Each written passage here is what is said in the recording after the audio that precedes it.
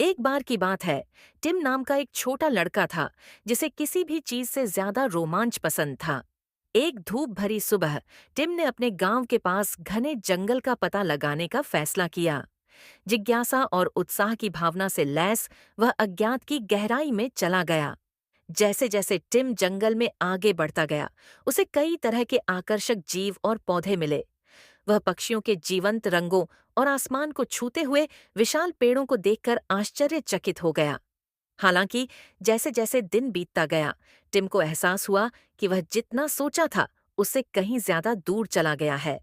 घबराहट होने लगी क्योंकि उसे एहसास हुआ कि वह खो गया है।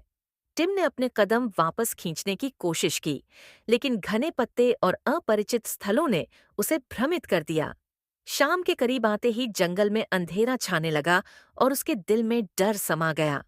जैसे ही निराशा उस पर हावी होने लगी, उसने पास में सरसराहट की आवाज सुनी। झाड़ियों से एक बुद्धिमान बूढ़ा बंदर निकला। बंदर ने दयालु आंखों से टिम को देखा और पूछा, क्या तुम खो गए हो युवा? टिम ने सिर हिलाया। उसकी आंखों में आंसू भर आए। बंदर ने धीरे से मुस्कुराते हुए कहा, डरो मत, क्योंकि मुझे रास्ता पता है। मेरे पीछे आओ। बंदर को अपना मार्गदर्शक मानकर टिम को उम्मीद की एक किरण दिखाई दी। बंदर ने उसे संकरे रास्तों और कलकल करती धाराओं के बीच से गुजारा, हमेशा उसे शांत रहने और अपनी यात्रा पर भरोसा रखने के लिए प्रोत्साहित किया। रास्ते में उन्हें चुनौतियों का सामना करना पड़ा, जैसे कि उन्हें एक गहरी खाई को पार करना था, लेकिन साथ मिलकर उन्होंने हर बाधा को पार किया।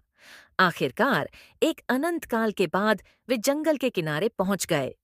टिम को परिचित खेत दिखाई दे रहे थे और अपने गांव की दूर की आवाजें सुनाई दे रही थीं।